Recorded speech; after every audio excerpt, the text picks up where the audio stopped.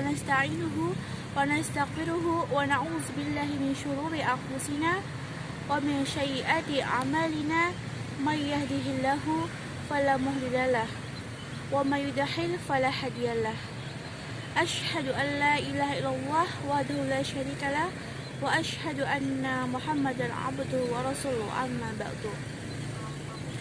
Alhamdulillahirabbil alamin. Puji syukur kehadirat Allah Subhanahu wa taala yang telah menimpakan rahmat, taufik, hidayah dan inayahnya kepada kita semua serta atas segala nikmatnya, yakni nikmat iman, Islam, ihsan dan kesehatan, sehingga pada kesempatan kali ini kita masih diberikan kesehatan untuk bisa belajar mengenai nasionalisme atau cinta tanah air. Salawat dan salam semoga selalu tercurah limpahkan kepada junjungan kita Nabi Agung Muhammad SAW yang senantiasa menerangi hati nurani kita menjadi cahaya bagi segala perbuatan mulia. Sebelumnya perkenalkan, nama saya Puspita Ida Ibn Hanif dari kelas PAI 2F NIM 203111194.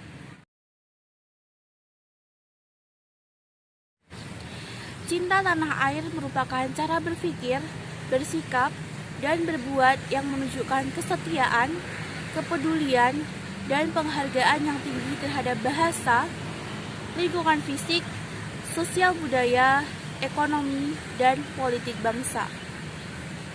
Cinta tanah air tercermin dari perilaku membela tanah airnya, menjaga dan melindungi tanah airnya, rela berkorban demi kepentingan bangsa dan negaranya, mencintai adat atau budaya yang ada di negaranya dengan melestarikannya, serta melestarikan alam dan lingkungannya. Cinta tanah air adalah keadaan di mana individu merasakan dan mengabdi terhadap bangsa dan tanah airnya. Namun, bagaimanakah nasionalisme atau cinta tanah air itu menurut pandangan Islam? Istilah nasionalisme yang telah diserap ke dalam bahasa Indonesia memiliki dua pengertian, yaitu paham atau ajaran untuk mencintai bangsa dan negara sendiri dan kesadaran keanggotaan dalam suatu bangsa yang secara potensial atau aktual bersama-sama mencapai, mempertahankan, dan mengabdikan identitas, integritas, kemakmuran, dan kekuatan bangsa. Mencintai tanah air adalah hal yang sifatnya alami pada diri manusia. Meskipun cinta tanah air bersifat alamiah, bukan berarti Islam tidak mengaturnya. Islam telah mengatur fitrah manusia dalam mencintai tanah airnya, agar menjadi manusia yang dapat berperan secara maksimal dalam membangun kehidupan berbangsa dan bernegara, serta memiliki keseimbangan hidup di dunia dan di akhirat. Berikut ini adalah pengertian tanah air menurut para ulama. Syekh Muhammad Al-Thawr, mantan wakil Al-Azhar dan anggota Akademi Riset Islam Mesir, menjelaskan tentang konsep al-waton atau tanah air dalam ajaran Islam. Tanah air yaitu sebidang tanah yang dihuni sekelompok orang yang menjadi tempat mata pencaharian mereka dan tempat tinggal tetap bagi keluarga dan keturunannya setelah mereka. Dan menjadi tugas mereka semua untuk membangun dan melindunginya. Dalam konteks Indonesia, Hadratus Syekh Kiai Haji Hasyim Asy'ari menyerukan ungkapan Habbul Waton Minal Iman. Cinta tanah air merupakan manifestasi dari keimanan. Lalu digelorakan oleh para kiai, guru, dan para ulama seluruh Nusantara. Dan ungkapan ini membangkitkan sikap bela negara dan dapat menggetarkan mental para penjajah. Dalam kitab Al-Tahliyah wa Al-Taghib fi Al-Tarbiyah wa Al-Tahzib, Syed Muhammad mendefinisikan tanah air atau al-waton sebagai tanah di mana kita lahir dan tumbuh berkembang di sana. memanfaatkan tumbuhan dan binatang ternaknya, mencecap air dan udaranya, tinggal di atas tanah dan di bawah kolong langitnya, serta menikmati berbagai hasil bumi dan lautnya sepanjang masa. Al-Jurjani dalam kitabnya Al-Ta'rifat mendefinisikan tanah air dengan al-watan al-asli, yaitu tempat kelahiran seseorang dan negeri di mana ia tinggal di dalamnya. Cinta tanah air menurut pakar hukum, salah satunya Suyadi, cinta tanah air merupakan sikap dan perilaku yang mencerminkan rasa bangga, setia, peduli, dan penghargaan yang tinggi terhadap bahasa, budaya, ekonomi, politik, dan sebagainya, sehingga tidak akan tergiur dengan tawaran bangsa lain yang dapat merugikan bangsa sendiri. Sedangkan menurut Hitler, nasionalisme adalah suatu sikap dan semangat rela berkorban untuk melawan bangsa lain demi bangsa sendiri. Salah satu ayat Al-Quran yang menjadi dalil cinta tanah air menurut penuturan para ahli tafsir adalah Quran Surat Al-Qasas ayat 85 yang berbunyi, Innalladzi farada 'alaikal Qur'ana la ra'aduka ila ma'ad. Qur rabbi a'lamu man jaa'a bil huda wa man huwa fi dhalalin mubin. Yang artinya, sesungguhnya Allah yang mewajibkan atasmu melaksanakan hukum-hukum Al-Quran benar-benar akan mengembalikan kamu ke tempat kembali. Quran Surat Al-Qasas ayat 85. Para mufasir dalam menafsirkan kata ma'ada terbagi menjadi beberapa pendapat. Ada yang menafsirkan kata ma'ada dengan Makkah, akhirat, kematian, dan hari kiamat. Namun, menurut Imam Fakhr al-Din al-Razi dalam tafsirnya Mafatih al-Ghaib mengatakan bahwa pendapat yang lebih mendekati yaitu pendapat yang menafsirkan dengan Mekah. Syekh Ismail Haqi al-Hanafi al-Qalwati dalam tafsirnya Ruhul Bayan mengatakan di dalam tafsirnya Quran Surat Al-Qasas ayat 85 terdapat suatu petunjuk atau isyarat bahwa cinta tanah air sebagian dari iman. Rasulullah dalam perjalanan hijrahnya menuju Madinah banyak sekali menyebut kata al-watan atau tanah air. Kemudian Allah mewujudkan permohonannya dengan kembali ke Mekah. Sahabat Umar radhiyallahu berkata, jika bukan karena cinta tanah air, niscaya akan rusak negeri yang jelek atau gersang. Maka, sebab cinta tanah airlah dibangunlah negeri-negeri. Selanjutnya, ayat yang menjadi dalil cinta tanah air menurut ulama yaitu Quran Surat An-Nisa ayat 66, yang artinya, dan sesungguhnya jika seandainya kami perintahkan kepada mereka, orang-orang munafik, bunuhlah diri kamu atau keluarlah dari kampung halaman kamu. Niscaya mereka tidak akan melakukannya kecuali sebagian kecil dari mereka. Syekh Wahbah al-Zuhaili dalam tafsirnya Al-Munir fi Aqidah wal Syariah wa Manhaj menyebutkan dalam firman Allah, Wujruju min diyarikum, terdapat isyarat akan cinta tanah air dan ketergantungan orang dengannya. Dan Allah menjadikan keluar dari kampung halaman sebanding dengan bunuh diri dan sulitnya hijrah dari tanah air.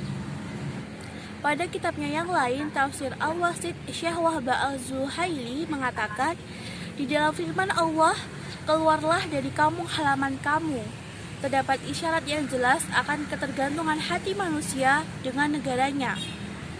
Dan isyarat bahwa cinta tanah air adalah hal yang melekat di hati dan berhubungan dengannya. Karena Allah menjadikan keluar dari kampung halaman dan tanah air setara dan sebanding dengan bunuh diri. Kedua hal tersebut sama beratnya. Kebanyakan orang tidak akan membiarkan sedikit pun tanah air dari negaranya manakala mereka dihadapkan pada penderitaan, ancaman, dan gangguan. Ayat Al-Quran selanjutnya yang menjadi dalil cinta tanah air menurut ahli tafsir kontemporer Syekh Muhammad Mahmud Al-Hijazi, yaitu pada Quran Surat At-Taubah ayat 122, yang artinya, dan tidak sepatutnya orang-orang mukmin itu semuanya pergi ke medan perang. Mengapa sebagian dari setiap orang di antara mereka tidak pergi untuk memperdalam pengetahuan agama mereka dan untuk memberi peringatan kepada kaumnya apabila mereka telah kembali, agar mereka dapat menjaga dirinya. Syekh Muhammad Mahmud Al-Hijazi dalam tafsir Al-Wadih menjelaskan ayat di atas sebagai berikut. Ayat tersebut mengisyaratkan belajar ilmu adalah suatu kewajiban bagi umat secara keseluruhan. Kewajiban yang tidak mengurangi kewajiban jihad dan mempertahankan tanah air. Dan mempertahankan tanah air juga merupakan kewajiban yang suci. Karena tanah air membutuhkan orang yang berjuang dengan pedang atau senjata dan juga orang yang berjuang dengan argumentasi dan dalil. Bahwasanya memperkokoh moralitas jiwa, menanamkan nasionalisme dan gemar berkorban, mencetak generasi yang berwawasan cinta tanah air sebagian dari iman, serta mempertahankannya atau mempertahankan tanah air adalah kewajiban yang suci. Inilah fondasi bangunan umat dan pilar kemerdekaan mereka. Selanjutnya, cinta tanah air berdasarkan hadis. An Anasin anna Nabiya sallallahu alaihi wasallam kana idza qadima min safarin fa nadhara ila judurati madinati aw dha'a naqatahu wa in kana ala dabati haraqaha min hubbih. Wa fil hadithi dalalatun ala fadlil madinati wa ala masyru'iyati hubbin watani wal hanini ilai. Artinya, diriwayatkan dari sahabat Anas bahwa Nabi SAW ketika kembali dari bepergian dan melihat dinding-dinding Madinah, beliau mempercepat laju untanya. Apabila beliau menunggangi unta, maka beliau menggerakkannya untuk mempercepat karena kecintaan beliau pada Madinah. Hadis riwayat Bukhari, Ibnu Hibban, dan Tirmizi. Hadis berikutnya yang menjadi dalil cinta tanah air yaitu hadis riwayat Ibnu Ishaq sebagaimana disampaikan Abu Al-Hashim Syihabuddin Abdurrahman bin Ismail yang masyhur dengan Abu Syamsha. Dalam kitabnya Syahrul Hadis Al-Muhtafa fi Mab'atil Nabi Al-Mustafa Al-Syuhaili berkata, dan di dalam hadis tentang Waraqah bahwasanya ia berkata kepada Rasulullah, sungguh engkau akan didustakan. Nabi tidak berkata sedikit pun. Lalu ia berkata lagi, dan sungguh engkau akan disakiti. Nabi pun tidak berkata apapun. Lalu ia berkata, sungguh engkau akan diusir. Kemudian Nabi menjawab, apakah mereka akan mengusirku? Al-Suhaili menyatakan, disinilah terdapat dalil atas cinta tanah air dan beratnya memisahkannya dari hati. Imam Jalaluddin Al-Suyuti dalam kitabnya atau Syarh Jami Al-Sahih menyebutkan, bercerita kepadaku Sa'id ibnu Abi Maryam, bercerita kepadaku Muhammad bin Ja'far. Ia berkata, mengkabarkan padaku Humaid bahwasanya ia mendengarkan Anas radhiyallahu anhu berkata, Nabi ketika kembali dari bepergian dan melihat tanjakan-tanjakan Madinah, beliau mempercepat laju untanya. Apabila beliau menunggangi unta, maka beliau menggerakkannya. Berkatalah Abu Abdillah Haris bin Umar dari Humaid, beliau menggerakkannya untuk mempercepat karena kecintaan beliau kepada Madinah. Bercerita kepadaku Hutaibah, bercerita kepadaku Ismail dari Humaid dari Anas, ia berkata, dinding-dinding. Haris bin Umar mengikutinya. Menurut para ahli fikih bahwa hikmah berhaji dan pahalanya yang besar karena mendidik jiwa menjadi lebih baik dengan meninggalkan tanah air dan keluar dari kebiasaannya. dalam kitab Al-Dakhirah jilid 3 halaman 194. Al-Kharafi menyatakan, manfaat haji adalah mendidik diri dengan meninggalkan tanah air. Dari semua yang telah kita pelajari, bahwa pada hakikatnya Islam sangat menganjurkan untuk mencintai tanah air. Allah telah memberikan fitrah kepada seluruh manusia untuk mencintai tanah airnya. Allah juga telah menitipkan ketenangan dan kelapangan di dalam jiwa seluruh makhluk hidup. Seorang penyair berkata, kesabaran terasa sulit saat 3 hal melanda, dan akal sehat pun tak mampu memikirkannya, yaitu meninggalkan tanah air tercinta secara terpaksa, berpisah dengan sahabat, dan kehilangan orang tercinta. Mencintai tanah air termasuk dari kelembutan hati. Kelembutan hati termasuk bagian dari perhatian. Dan perhatian termasuk dari kasih sayang. Sedangkan kasih sayang termasuk kemuliaan fitrah. Dan kemuliaan fitrah merupakan kesucian hidayah. Insinyur Soekarno pernah berkata, nasionalisme yang sejati, nasionalismenya itu bukan semata-mata kopi atas tiruan dari nasionalisme barat. Akan tetapi, timbul dari rasa cinta akan manusia dan kemanusiaan. Nasionalisme itu bukan slogan mati, tetapi pengorbanan kolektif membela visi. Sekian yang dapat saya sampaikan. Apabila ada salah kata, mohon dimaafkan. Akhirul kalam. Subhanakallahumma wa bihamdika asyhadu an la ilaha illa anta astaghfiruka wa atubu ilaik. Wallahul muwaffiq ila ahna min thariq. Wassalamualaikum warahmatullahi wabarakatuh.